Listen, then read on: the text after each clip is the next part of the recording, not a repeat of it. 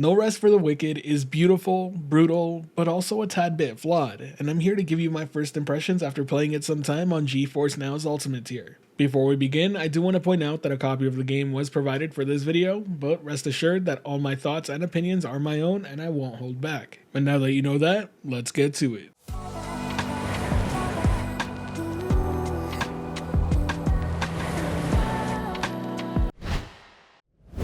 Let's begin by talking about the graphics, because it's the one thing about this game that you just cannot miss. It looks like a beautiful painting come to life, which honestly shouldn't be too big of a surprise coming from Moon Studios, the developers behind Ori and the Blind Forest. Much like the Ori franchise, No Rest for the Wicked looks to be another insane masterpiece of art with some absolutely crazy good looking lighting.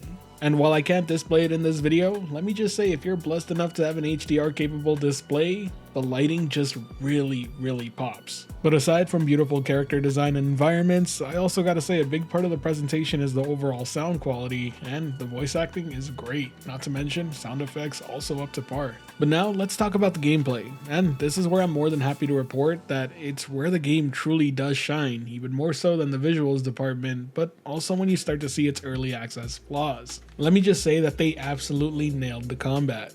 While it does feel very challenging and difficult, it feels extremely fair. Frankly speaking, you will die in this game quite a lot. And while it's certainly taking inspiration from the Soul genre, the isometric viewpoint definitely gives it a unique twist. Come into this game being a Diablo fan and playing it like Diablo and you will be punished.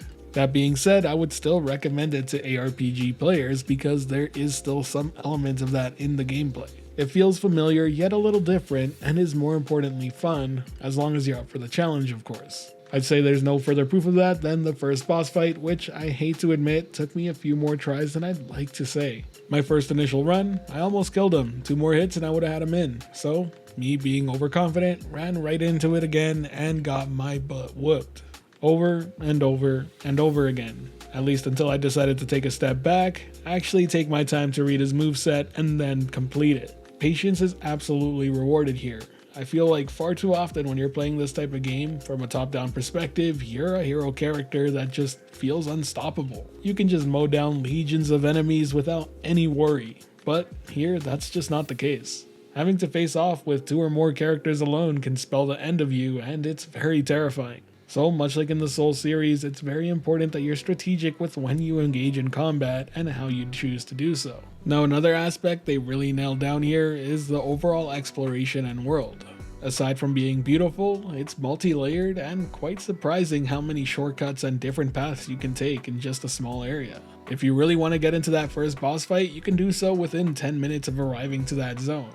Or you could spend hours exploring everything around it and finding shortcuts to get to new areas within the same zone before even approaching the fight. It's definitely one of those games where you can get lost in for hours without even making progress on the main campaign, which is always good to see, especially for an early access title like this. But speaking of early access, let's talk a bit about the downsides before we wrap everything up. The game absolutely suffers from quality of life improvements.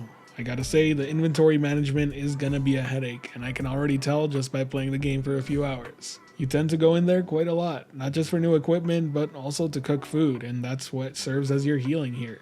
Unlike flasks in the Soul series, here you end up relying on finding ingredients and then using those ingredients to cook. And that would be okay if that were it, but there's a crafting system, and that means you also need to find crafting material, which happens to be tiered. And if that weren't enough, there's a ton of other items and miscellaneous things that are just gonna eat up inventory space, and I can totally see this being a bit of a drag later down the road. Even now, I felt like I was far too often in those menus than I should have been when I really just wanted to keep exploring and playing the game. Likewise, performance is also an issue right now. Playing on GeForce Now's Ultimate tier gives me access to a 4080. And even with a GPU that powerful, I was starting to see some dips below 60, which is just not a great feeling. Thankfully, the developers are aware of the situation and have already released a few patches that have helped improve that overall frame rate, but yeah, it's still an issue. So just be aware if you choose to hop in right now, or if you're a GFN Ultimate user, at least you know what to expect out of the experience as it is right now. Still definitely playable, don't get me wrong, I had a blast playing through it, but it would probably feel a lot better playing it at a higher frame rate like 120 FPS consistently. Overall though, do I recommend checking out No Rest for the Wicked? At this point in time in early access, where it's just launched, I'm gonna surprisingly say yeah, but also don't feel rushed to do so either. The game is at a very early access state. Like I said, there are a lot of things that I think will change and a lot of quality of life improvements that need to be made, but there's already a lot of fun to be had in this game, and I feel like I'm barely scratching the surface of it, and I cannot wait to dive in. I think Moon Studios has another banger on its hands, and this is all playing the game solo without the multiplayer co-op edition even being added, which I cannot wait for because this game's probably going to be a ton of fun with a friend. As for whether you should check it out on GeForce Now Ultimate tier, my only response is of course. If you don't have a capable enough PC but want to give it a go, this is a great way to do so. You might notice in the gameplay that I actually changed a few servers and had increased ping of up to almost 60, and yet the game felt very much so playable. It felt great to play the game, and I didn't feel like I was struggling to avoid or dodge any attacks. It felt incredibly smooth. Not to mention, they recently updated the GeForce Now version of the game, so you could now stream it on smart TVs and Shield TV, something that wasn't available to do at launch, but you should now be able to do so. And with that, we'll wrap up this video. If you enjoyed it or found it helpful at all, be sure to hit that like button as it really does help the channel out, and if you're wanting more content like this, be sure to subscribe and hit that notification bell as well. As always, thank you for watching the video. This has been Steven at Anytime Anywhere Gaming, wishing you a great day, and until next time, I'll catch you in the clouds.